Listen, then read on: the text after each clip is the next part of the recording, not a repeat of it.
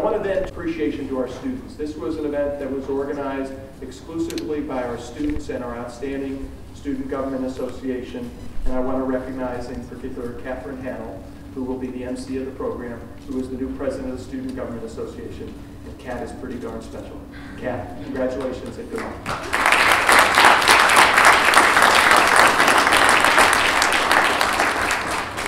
So thank you once again for coming. A little bit about how the event is going to work. Each candidate will have 3 minutes to do an opening statement. We have 2 prepared questions, and you all will get 2 minutes to answer those questions. And then we have audience questions. So if you guys have a question, please raise your hand, and one of the workers or helpers will come and write down your question for you and bring it up to me, and then I will address the candidates. So we're going to go ahead and start, and we're actually just going to go in order of the table. So Chris McDaniel, if you'd like to take your opening statement. Very good. Thank you, Catherine. You know, as Catherine said, my name is Chris McDaniel. I live over in Kenton County. I'm the state senator from the 23rd District. It's been my privilege to serve the people of Kenton County for the last 3 years in the state senate. I am a graduate of Northern Kentucky University. I have my master's degree here in business administration and was honored this last year when I was selected as your distinguished alumni.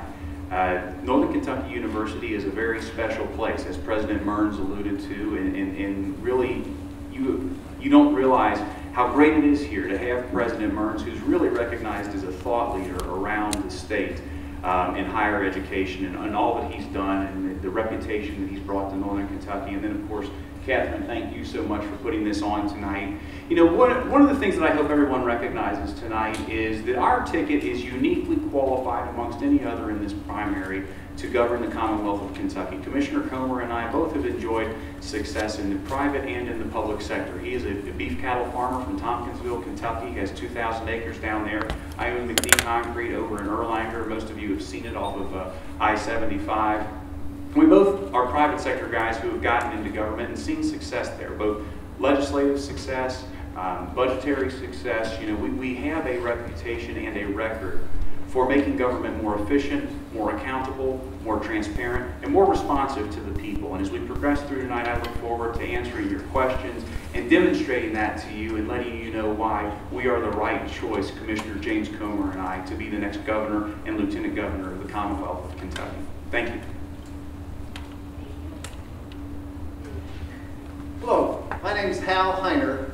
I'm really excited to be here with you tonight. My daughter Sheila and I had 4 children. Our oldest daughter Julia was a governor's scholar up here. It was the first time we got familiar with NKU. We're thankful to NKU for being such a great host for her and her group that year. You know, I'm an unlikely candidate for governor here in Kentucky. A little different. I'm a civil engineer running for governor. Haven't spent my life building a political organization. Haven't spent my life in Frankfurt. Spent my life building a business and being civically involved in the community I live in. My wife Sheila, who's here with me tonight, we believe the best life, the most fulfilled life, personally, is a life focused on others, helping others get from point A to point B. So as we're raising our 4 children on a corn and soybean farm in Jefferson County, Sheila was involved in the maximum security women's prison that was near our house in Shelby County. And she was involved there in drug rehab at an organization called Celebrate Recovery, and then staying with those women as they went to the halfway house and tried to make it back in society. And we saw firsthand the struggles that people have in life.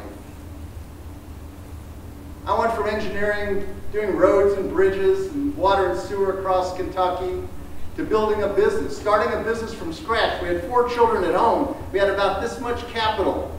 Finally found a bank that would help us go places we thought we wanted to go, building business parks. And I've had a measure of success doing that.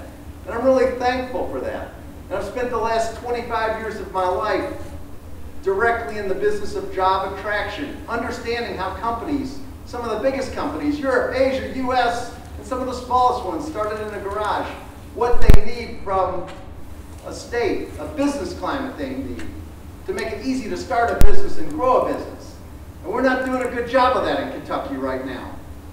Our economic growth right now is less than half the rate of inflation. And for those of you that have a math background, you know if you have a chart and you're going and inflation's like this and your economic growth is like this, the longer you go, the more pain there is. And there's pain in Kentucky families right now. So I'm in this race, and I'm likely candidate, a business person, an engineer, a father, and a grandfather to try to grow this economy, grow jobs in Kentucky, change the business climate, so that as you finish your education, you can find a great job. Not just find a job, but find a job that you like to do. A job that matches up with what I believe is your God-given abilities. That you can get on that ladder and move up that ladder because you like to do it. That is time. Thank you. Thank you all for being here. I don't know if you can hear me. I'm losing my voice a little bit, which these guys probably aren't disappointed by, but hopefully I'll hang in there for you. I was having a conversation recently, about a week ago, with a young man who was 20, 21 years old. And I asked him if he was engaged in the political process, and he said no. I asked if he was registered to vote, he said no. And I asked him why, and he said because it doesn't matter. He said, honestly, whether I vote or not doesn't make a difference. It doesn't change anything, it doesn't matter. And that was sad to me. It was sad to me as a former military officer, as a guy who has friends who've died, whose kids are growing up without a dad. We've had 1.5 million Americans who've given their life to afford us that opportunity, and yet, so often the people who find themselves throwing their hat into the political arena create a level of cynicism, create a level of hypocrisy, a level of a jadedness among young people that causes people to not want to vote. And it's unfortunate that that's the case. I'm married. I have 9 children. Only in northern Kentucky do I feel like a slacker with just 9 children. But we were blessed. We had 5 children. We adopted 4 additional. I'm a small business owner. This is what I do. I own all or part of 10 different companies. I've started multiple companies. Everything from medical devices, electroencephalography devices, to LED signs, to metal stamping, to investment management, to chocolates, to composite materials. This is what I do. It's what I love to do. I like to take ideas. I like to turn them into things, creating jobs and opportunity for people. People ask me why I'm in this race. I'm in this race because I love Kentucky. I truly love Kentucky. We are blessed with things that we are not taking full advantage of. And there are things we'll talk about as this evening progresses, and I look forward to doing it, as to how we're going to jumpstart the economy in this state. At the end of the day, it's about jobs. I've rolled out a plan you can look at mattbevin.com, and it's a blueprint for a better Kentucky. It's very job specific. And so as you have an opportunity during this evening, listen closely to each of us, because while there are good candidates, and any one of us would be far more qualified, in my opinion, than Jack Conway. Truth be told, there are differences, and you only get to pick one of us. And the question you'll have to ask yourself is, which one do you think can best lead? So thank you for being here. Thank you for being those that are engaged in the process. Thank you. And like I said, for each question, you'll have a 2-minute answer. Aaron is sitting in the audience, and he'll raise his hand when you have 30 seconds, and then he'll tell me when to cut you off. So our first question is, with this being a college campus, of course we have to ask about higher education. What is your vision for higher education in Kentucky as a whole, and what steps are you willing to take to accomplish that vision? And we are going to start with Hal Hiner. Well, the world has changed in the past decade or two. The low-skilled jobs that many of our families, our parents, our grandparents relied upon are disappearing. They're disappearing for 2 reasons. One is that technology is ruthlessly eliminating them.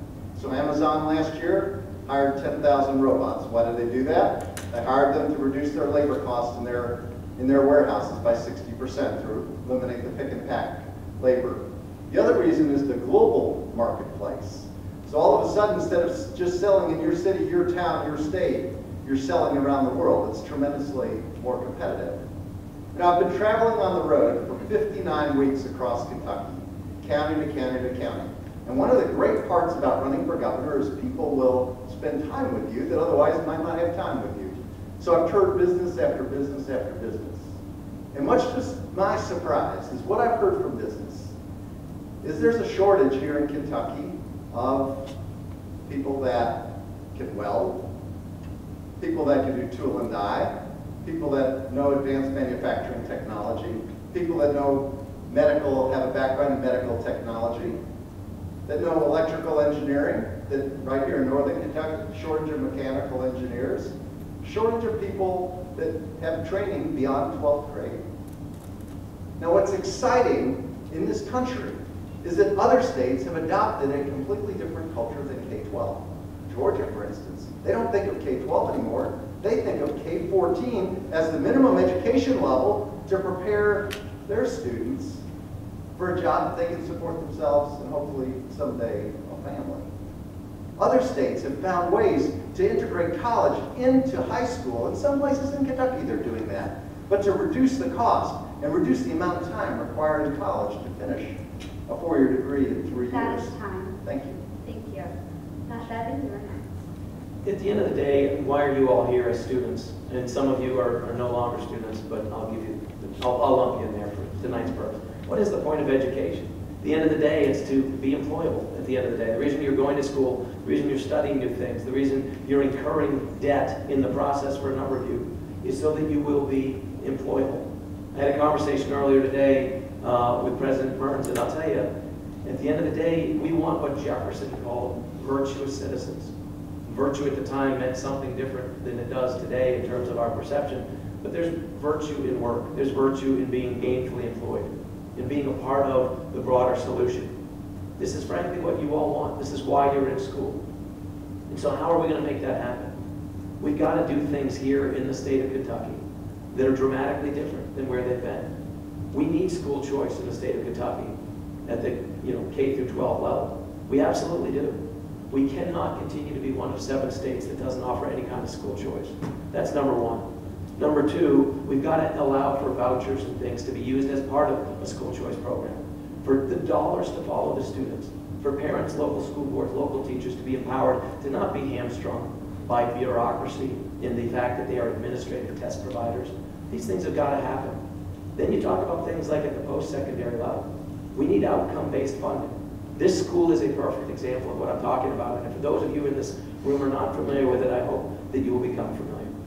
Because you have some states which granted have slightly better basketball teams than other ones that get more than $10,000 per student. And you all on this campus get less than $4,000 per student. These things have got to change. I will lead the charge on this.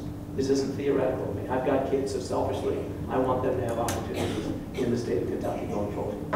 This is what I'll bring to the equation, is an intentional focus on education at every level. Thank you. This gets to exactly what I hope everybody sees as the main difference tonight, and that is you can look at our ticket and see we have a record of achievement and a record of pursuing answers to many of these difficult problems. And so I want to be very direct. I chair a committee called Program Review, Oversight, and Investigations, and we took a hard look into the cost drivers and the funding sources of higher education. And we wrote what's now the definitive report on this in the state. Coupling that with my experience as A&R chair, Commissioner Comer and I have come out with a very specific plan for higher education. This is not just bullet points, this is very specific. And I want to touch on a couple of the high points. First of all, we recognize that the Commonwealth is morally failing our students by graduating them with a debt load that is so high that many of the degrees they attain will not permit them to have earnings to service their debt. And that is wrong, to send people out into the economy with that kind of baggage. In our plan, we call for a number of things. Institutionally, we call for outcomes-based funding because institutions should be rewarded based off of the way that they return on investment to the Commonwealth and to their students, not based off of who has the best lobby in Frankfurt.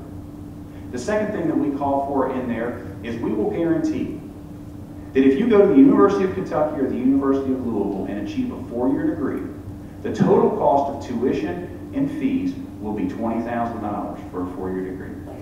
If you go to NKU or any one of the other regional universities and get a 4-year degree in 4 years, we guarantee that the total cost of tuition and fees will be $15,000. I have worked diligently at this. This is a proposal that is revenue neutral. You can come into our study and see how we make it revenue neutral. You can see the source documents associated with it. That is the unique thing about our candidacy.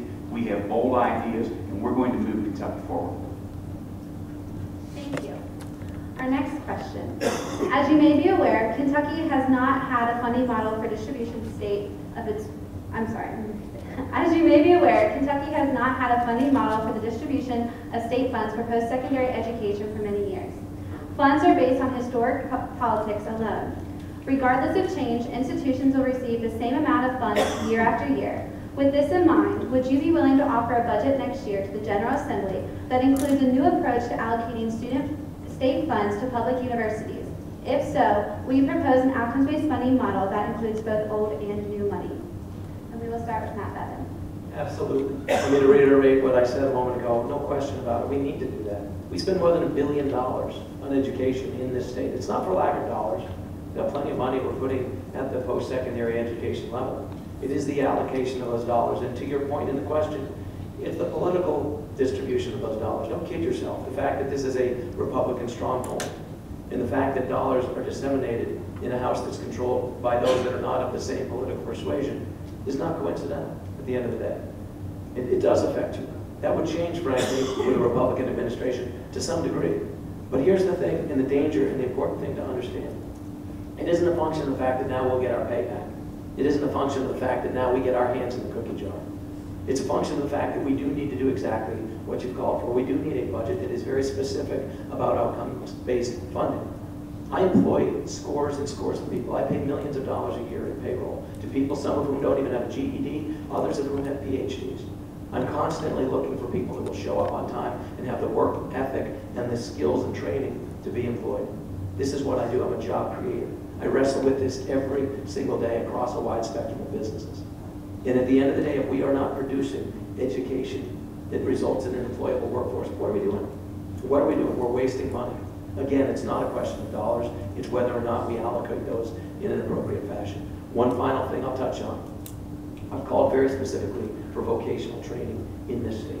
We need high-tech vocational training. We need skills, the likes of which are long in demand and short in supply as it relates to some of our skilled trades. This is something that will be a very intentional focus of my administration because I know from firsthand experience how difficult it is to fill positions for people that a generation ago were not hard to find. Thank you. Chris McDaniel, you're next. Thank you very much. You know, Catherine, you pose a very good question.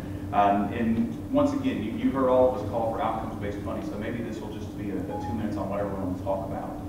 No. In all sincerity, though, we obviously and absolutely advocate for outcomes-based.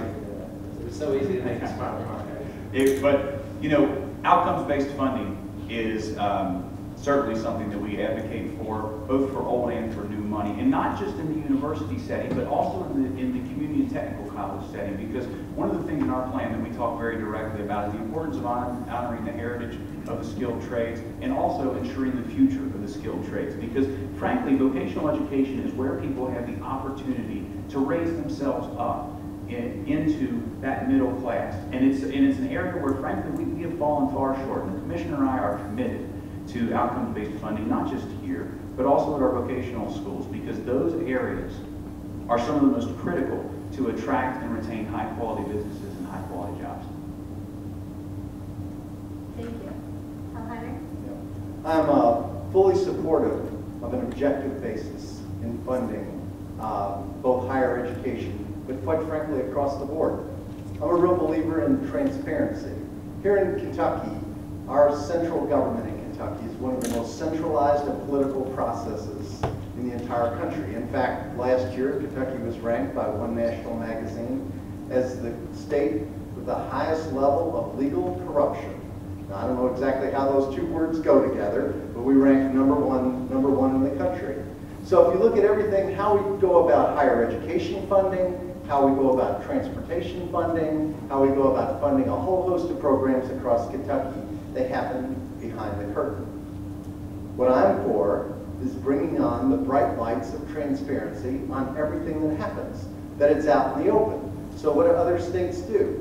They do objective scoring on what they want to encourage, certain outcomes they want to encourage in higher education. If it's in transportation, certain economic development benefits, congestion relief benefits, public safety benefits, they publicly score them and then put the money in the highest scoring locations. And they do it with public input, that it's not a hidden process. Those are the kind of ideas that we need to bring to Kentucky. We don't need to be a centralized, all of the decisions in Frankfurt made behind the curtain. We need a public process, not a political process. And that's why it's going to take, quite frankly, a Republican governor in this next administration to bring about a completely new way about going how we spend the citizens' taxpayer dollars in the state. Thank you. So we are now opening up to audience questions. I've already had a bunch of questions submitted. So if you're in the audience and you still have a question, please raise your hand and someone will walk around to write down your question. Our first question will be, in your opinion, what is the *1 issue that will affect the students sitting in front of you in their lives, in their lifetimes? How would you resolve this issue as governor? And we'll start with Chris McDaniel. Sure. The #1 issue that's going to affect students sitting in this room in your lifetimes is debt. At the federal level and at the state level. The federal government currently has $17.4 trillion in debt, not counting its unfunded liabilities, which at this point are staring down the tune of about $13 trillion. We have unfunded liabilities in this state in excess of $38 billion annually. I say this not to scare you, but to make you to help you to have your eyes wide open in terms of what we're looking at in terms of a government. Now, I am an optimist. I'm a glasses half full kind of person. And I know if we're going to overcome this in Kentucky, and I'm confident that we are, we have to attract and retain high-quality businesses.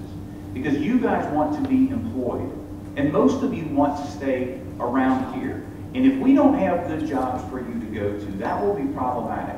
And if we do not handle the issues of the debt of the Commonwealth, and frankly, at the federal level, the debt of this nation, we will find ourselves at an ongoing competitive disadvantage to other nations and to other states. And that's fundamentally unfair, and that's something that the Comer-McDaniel administration will be committed to, is addressing the debt that has burdened the Commonwealth for too long. Thank you. The #1 issue facing Kentucky is the need to kickstart the economy here. Quite frankly, Indiana, Tennessee, and to some extent now Ohio is taking the jobs that should be here in Kentucky. They're growing, we're not. We're making it in the Final Four because of our natural advantages being located in the center of the country, low-cost power, inexpensive housing, a great place to raise a family.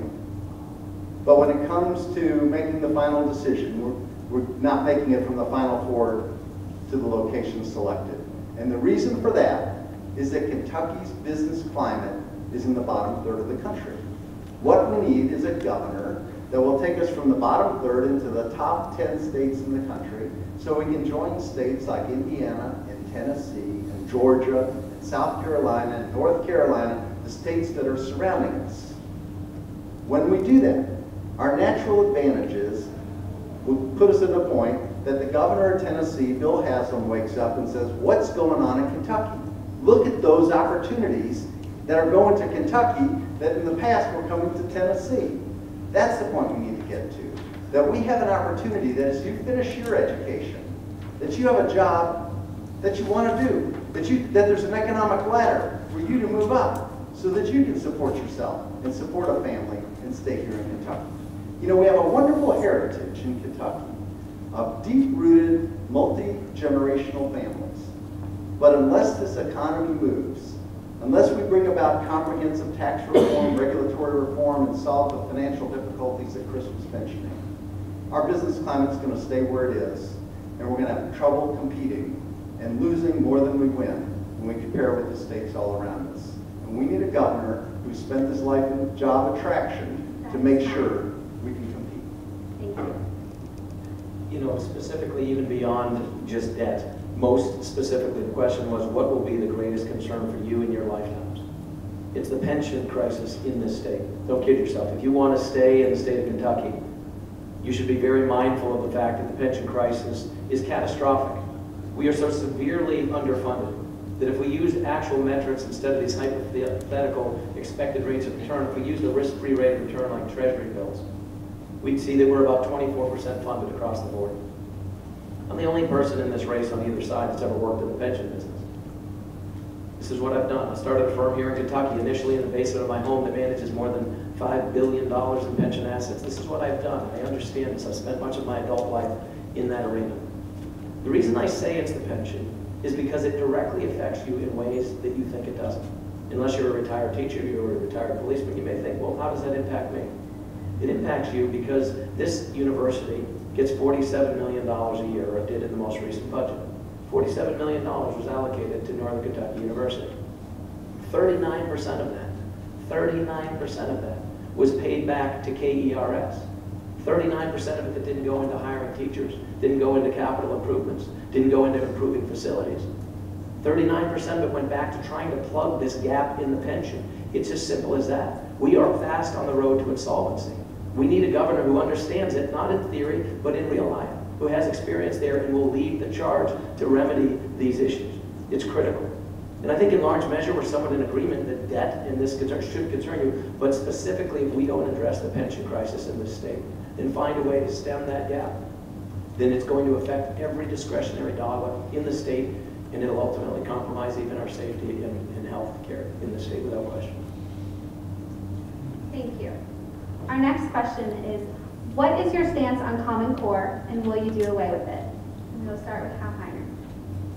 We absolutely have to end Common Core in Kentucky. You know, we've seen the federal government decide to push aside the 10th Amendment to our Constitution, decide that they want to come in and run our healthcare system through Obamacare, the greatest healthcare system in the world, come over and take over healthcare. Then we've seen them come into Kentucky and wreck our coal economy, the use of our natural resources here in Kentucky. It's a bully that just keeps pushing back, and this is the latest push. It's into education. So the administration in Kentucky, the bully pushes, it just steps back. What does the bully do when they push? And somebody steps back, they just step forward and push again. Right now the federal government says, you know, we'll pay for your testing under Common Core. You know, we'll help you out financially. What I fear is ultimately that the federal government wants to control education throughout the U.S. Now don't get me wrong, I'm for very high standards, but I believe they need to be Kentucky standards and a Kentucky curriculum and Kentucky testing, and we need a firewall between Kentucky and the federal government. Thank you. Okay, sorry, I don't want to jump in on there. In terms of Common Core, absolutely determined to see its repeal, not just to wish for it, not just to hope for it, but to lead the charge on that. And I have the support of people like Brian Thomas in this community, Heidi Huber just across the river who's led on this in Ohio, people like Judge Napolitano who has more of a national presence on this issue. And the reason they support me as it relates to education, and specifically this particular issue, is because I've been long and consistent in terms of my opposition to this. The primary reason, and again it was alluded to, I mean, it's not working. It's not working. We do need metrics. We need issues to be addressed. We need the education to produce an employable workforce. But we have standards. We don't need to reinvent the wheel. We could use standards like those in Massachusetts, for example, that are fantastic, that hold students to a high level of performance expectation. But one of the problems with controlling this from the top down, from Washington, is that first of all, we were lured into this by this race to the top money. We believed we were going to get some free money. So we jumped in. We signed up for Common Core standards before they were even written. I mean, that's ridiculous. And in the end, we got what, you know, I grew up in the country, so I don't know if hopefully this term will mean something, but a pig in a poke. We bought a pig in a poke. We didn't know what we were getting. We opened it up. We were a little disappointed. The end result is we're costing our young people an entire academic generation that we're not going to be able to regain. This has got to change. So we do need standards, we need metrics, we need to re-empower teachers. Trust me, teachers need to be able to get students from grade A to grade B to grade C. They know how to do it. This isn't a function of teachers not knowing what to do. Re-empower the local school boards, the local administrators, the local teachers. Re-empower the parents. Let those dollars follow the student. Don't try to turn people into mindless drones. You don't want that. You're independent thinkers. You don't want to be mindless drones, and you don't want your children to have their Fourth Amendment rights constantly under attack by over-regulation as a part of the federal government. Thank you. Chris McDaniel? You know, the commissioners openly called for repeal of Common Core, and these guys have laid out a lot of arguments, but I want to tell you, the number one group that I hear from and begging for this, and people will say this is a Tea Party-based issue, and I'm going to tell you this, the number one group I hear from begging for this is school teachers, who say that they are doing far more time on paperwork than they are prep, far more time on trying to figure out what the standards are and teach to those, and teach the test than they are truly in academic instruction.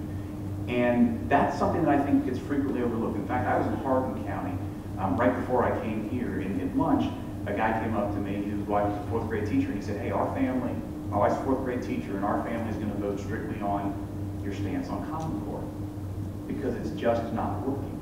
And so it's important that we recognize the voice that these teachers have in the process. And then secondly, you know, it is important.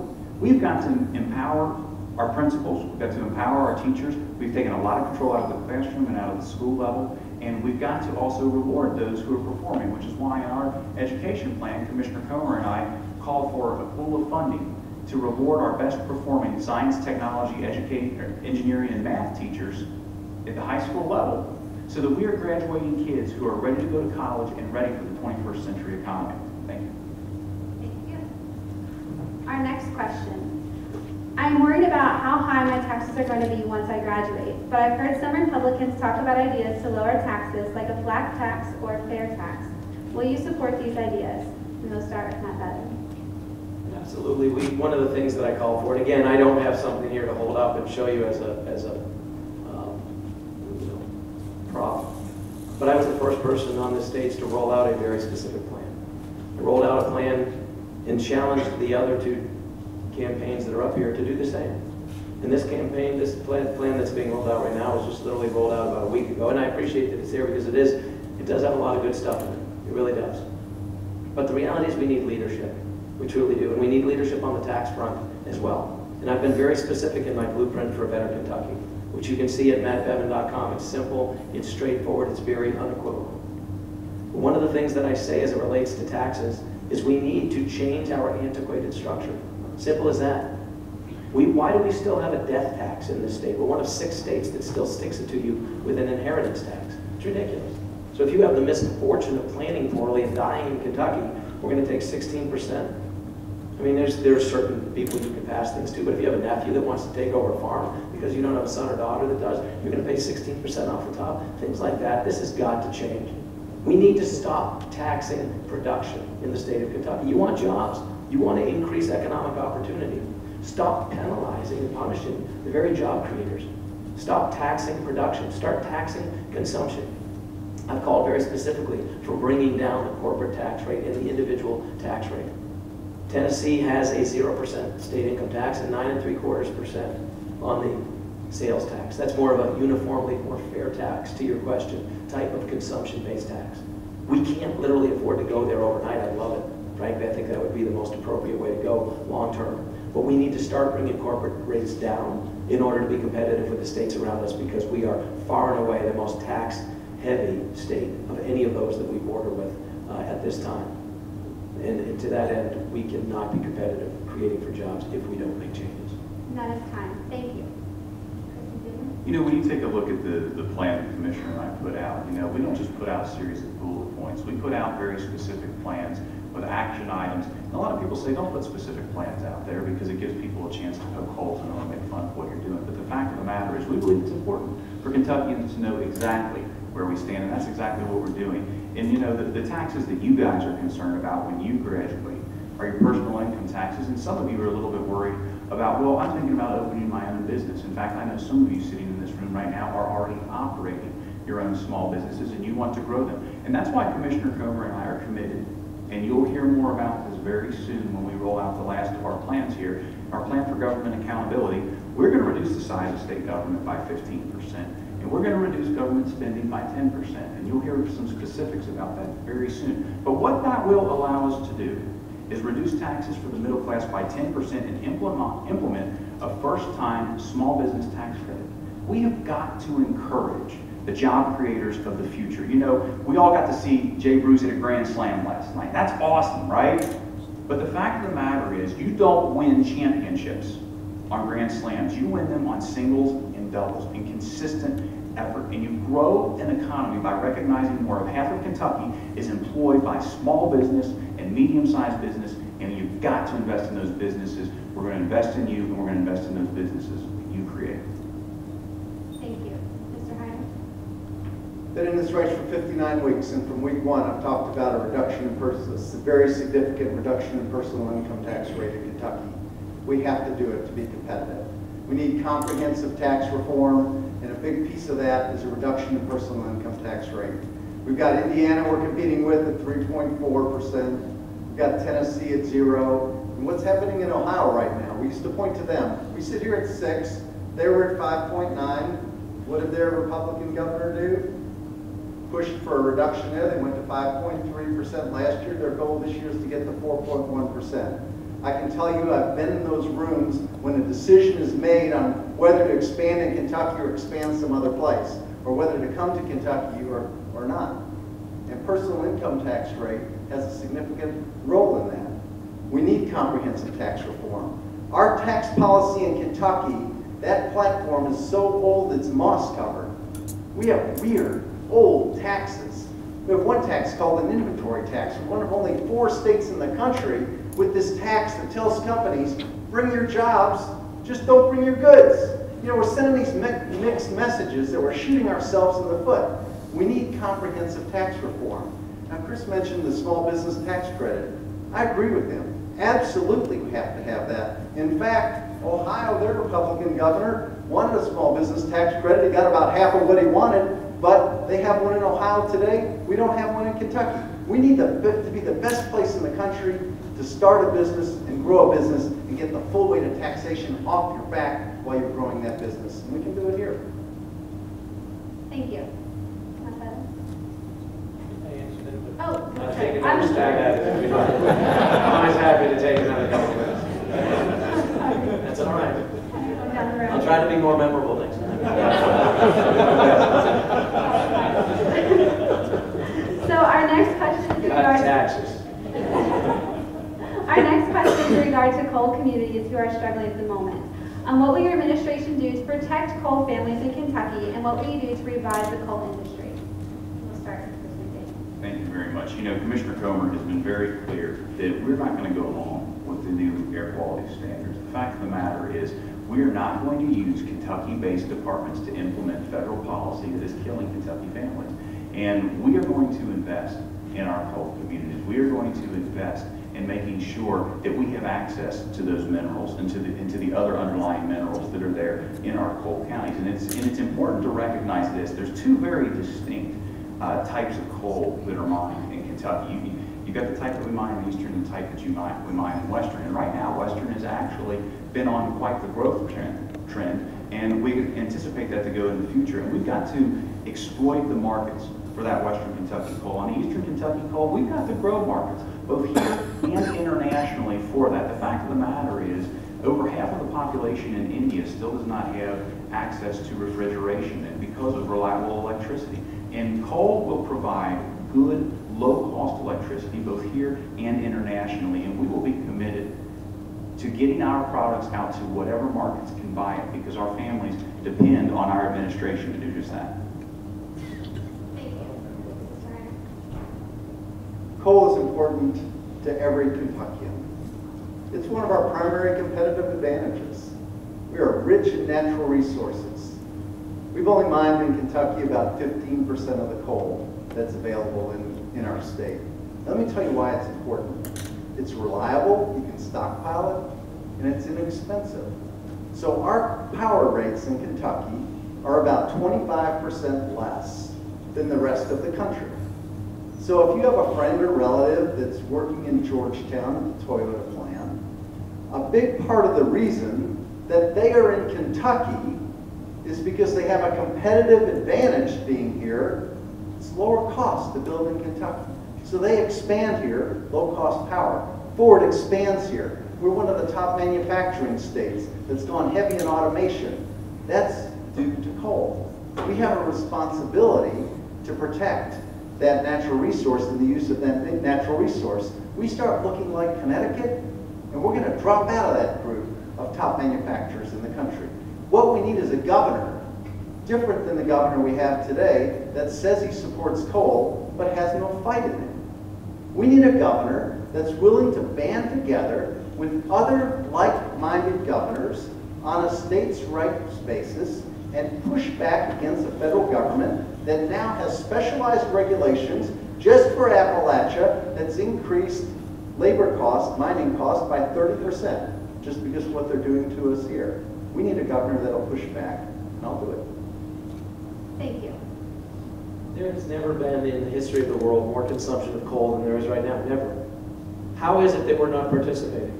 How is it that Kentucky is not seeing tremendous economic benefit as a result of this? And as was mentioned, and it's true indeed, there are different types of coal. We are blessed in eastern Kentucky with a quality of coal, a sulfur content in our coal that's not readily available anywhere else. And yeah, it's harder to get. The seams are thinner. Yes, it's deeper. It's more expensive to mine. But truth be told, we know how to do it. We've done it for, generations. There's no reason we should not be participating. We can pride ourselves on all the ideas for renewable energy and what have you. And I'm not saying we shouldn't pursue those things, but if they are only successful because they're subsidized with your tax dollars and they can't cash flow themselves, it's a bad idea.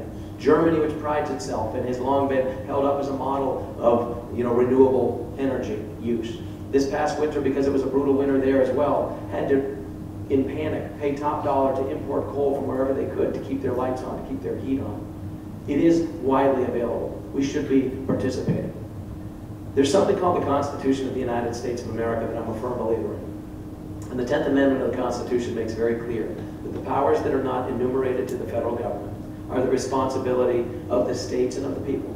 And those powers enumerated or given are a handful. They're finite, they're specific. These mandates, these edicts that come down from the EPA, from the Department of Education, from the fill-in-the-blank alphabet soup of unelected regulatory agencies, these are not legally binding. They're not legally binding. We do not have legal obligation to comply with this. And I've been very clear from the moment that I rolled out my blueprint for a better Kentucky, and even before for those of you that have followed my life in the months that preceded that I will lead on defending the sovereignty of the state of Kentucky every time, and I will not use federal dollars to allow ourselves to be bribed into doing things that are bad for the citizens of Kentucky. Thank you. Chris McDaniel. Oh, I'm so sorry. Okay, our next question. This will be our final question and then closing statement. What are your thoughts on making the lawmakers' pension system subject to open record requests? And also, will you deny your pension if elected? Yes. Okay. Yes, thank you for that question. And it also feeds back into an earlier question. I am a full believer in transparency. There's a big argument going on in Kentucky right now on the pension system in general. So the investments in the pension system, those aren't available to you. Even though they're your dollars, taxpayer dollars, you can't see what's happening there. When it comes to who's receiving pension dollars and the spiking, the peaking that's going on in the system, that's not available to you either. The best way to keep corruption from creeping in is to open it all up. It's the taxpayers' dollars. You have a right to see it. Now, we have a pension system that's badly broken. It cannot continue in its current form. It has to change. In fact, we have legislators' pensions here in Kentucky. I don't believe there should be a legislator pension. We have legislator pensions in Kentucky that are the richest of all the pensions.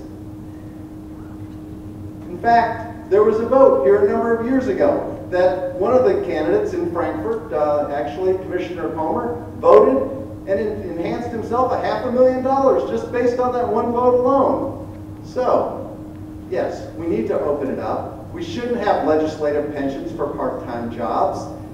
I will not take a pension, and I'll encourage my cabinet not to take pensions either. We've got a pension problem. We have to solve it. We have to end the defined benefit plan and go overnight to a defined contribution plan. We have to honor past commitments, but we can't continue to incur liabilities that there's no way to pay.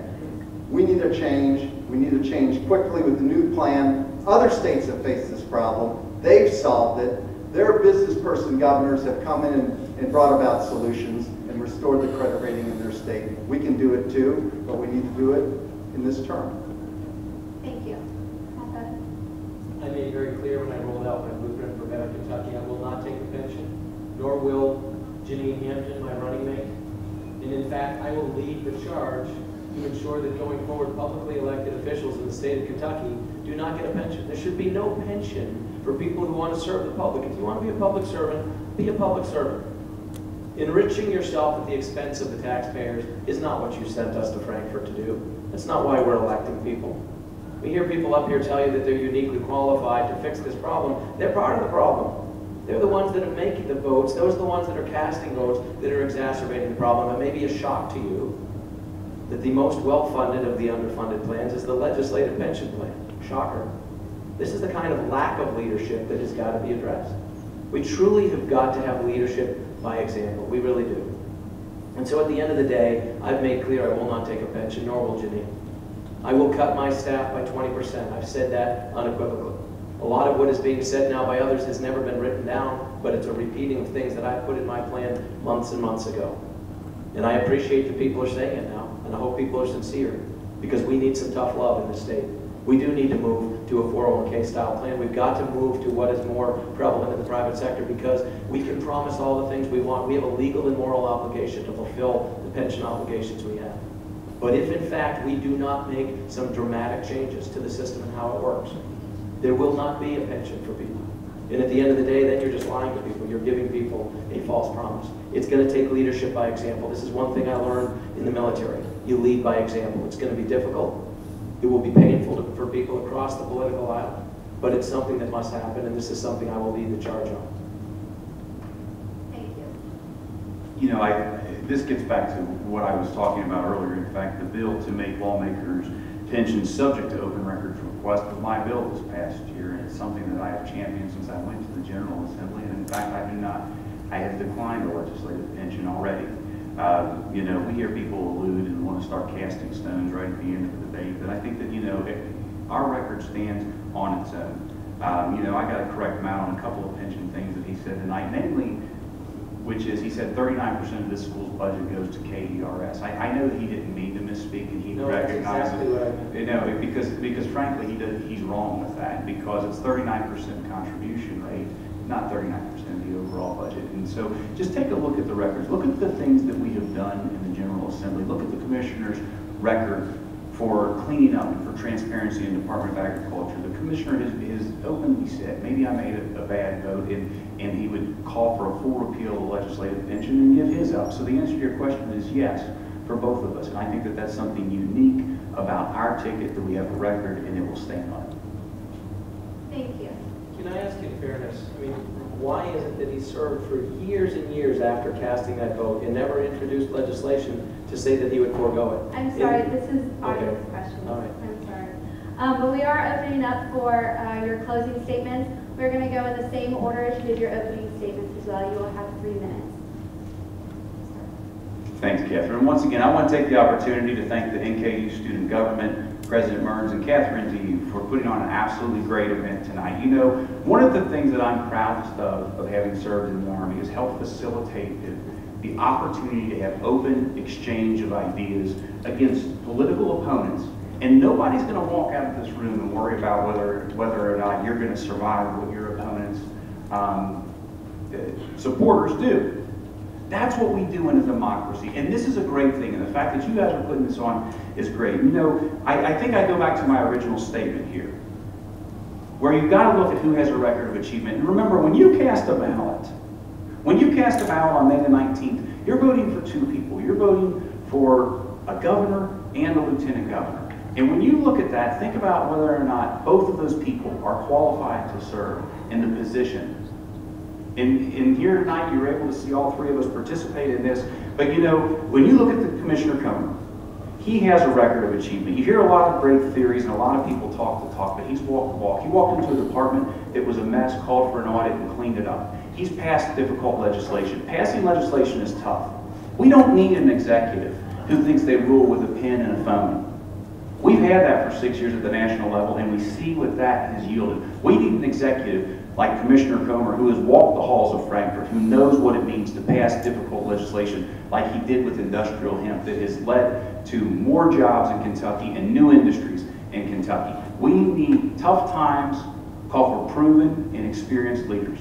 Leaders with a record of achievement and a bold vision for the future. And that's what you get with Commissioner James Comer, and we appreciate your vote on May the 19th. Again, my name is Hal Hiner. I thank you so much for the opportunity to be here with you tonight. As you consider your vote, I'd ask you to consider a couple of things. One is you look around at states around Kentucky that have moved ahead the fastest. You look to Indiana, they took a chance on a business person from outside their capital, a person named McDaniel. And they have zoomed, their economy has zoomed, and academically they've zoomed. In Indiana, he actually now heads Purdue University. In Michigan, facing the Detroit bankruptcy, they elected a business person, an outsider from their capital, a person named Rick Snyder, a conservative Republican, who came in and solved the Detroit bankruptcy. I'm thankful we don't have one of those in Kentucky. And academically, they're moving. Down in Tennessee, they have a business person from outside their capital, Bill Haslam. They're zooming in Tennessee, leading the nation in advancement in K-12 right now. Advancement in business climate, one of the top states in the entire country. And what happened in the state of Illinois in November, it was exciting. It sent shockwaves across the country. In Illinois, the state that we're fighting it out with right now for 49th or 50th place in credit rating due to unfunded pension liability, they elected a conservative Republican business person from outside their capital, Bruce Rauner.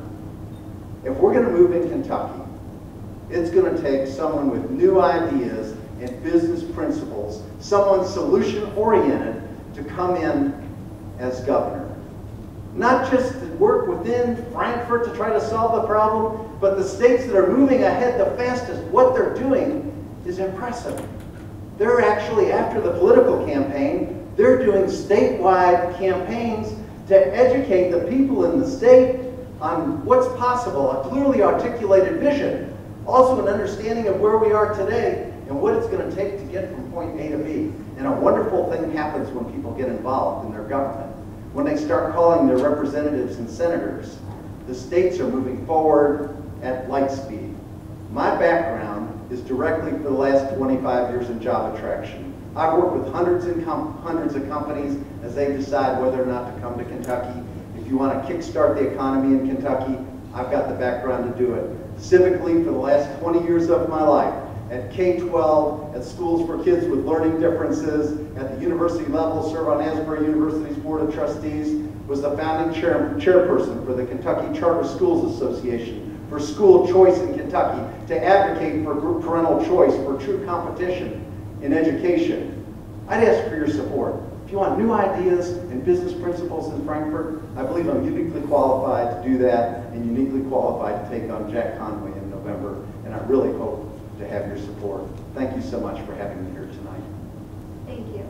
Bevin. Again, I appreciate you all being here and staying for the entire time. I appreciate that you've stayed with us. It does boil down to who among us is most qualified, not only to win the primary, but the general, and then actually equipped to do the job. It isn't just theory, and it's a little insulting to imply that those of us that haven't been elected officials in Frankfurt are dealing with theory. I've been a job creator. I've created hundreds of jobs. I even now, as I said earlier, pay millions of dollars a year in salaries and benefits to people. This is what I do. It's not theoretical. I'm not doing it with your money or your parents' money. I'm doing it with my own capital that I reinvest at risk in order to create opportunities for people. There are real differences between us. We talked about the pension issue. I'm the only one with pension experience in this race. There's real issues as it relates to tolling. I'm the only one on the stage that represents a ticket that has been consistently opposed to tolling always and every time, as it relates to this bridge and other bridges in this state. I'm the only one that has been consistent at every turn, every time in front of every audience in this state, on this campaign trail, opposed to the Connect program and saying that we have to, of financial necessity, absolutely dismantle that program because we cannot afford to do otherwise. I've been the one who from the beginning has said unequivocally and had the support of those who know that to be true, that I'm against Common Core and will lead the charge to repeal that. There are real differences between us. Again, any one of us would be better than Jack Conway, without any question, in my opinion. But the company you keep matters as well. Be careful about the people that you surround yourself with. For those that think my not having been a publicly elected official is bad, I'm probably not your candidate. But if you think it's working well in Frankfurt, then you've got other choices. At the end of the day, we need somebody that will come in with a fresh sheet of paper. I look around this room, I look at the diversity in this room, the gender diversity, the racial diversity, the age diversity. There is no ticket that represents Kentucky more than our ticket. My running mate, it does matter, the whole ticket. My running mate, Janine Hampton, grew up in abject poverty, a mother with an 8th grade education. The oldest of 4 kids, no one in her family had ever gone to college. She put herself through school working full-time at General Motors, got a degree in industrial engineering, went into the Air Force, 7 years active duty, deployment in the first Gulf War, running computer systems. got out 20 years in the private sector working in the corrugated package industry, managing plants, managing sales forces. Get an MBA along the way at a top business school. She's brilliant. She happens to be a black woman as well, which puts her in pretty select company in the Republican Party in the state of Kentucky. It's about time. It's about time. You want a ticket that can win in the general election. Ours is a ticket that is qualified. We're both concealed carry gun owners. We're people who have private sector experience, and we're both military veterans. It's the only ticket up here that represents two people that represent the 340,000 veterans in the state. And if you think that doesn't matter, it does in the general election, because they vote. They vote for people that have walked in their shoes. You have one choice at the end of the day. Which one of us do you think, if you had to bet your business, if you had to bet your future jobs, and that of your children and that of your grandchildren, who among us do you think is most qualified to actually lead forward? That's the question. Thank you so much.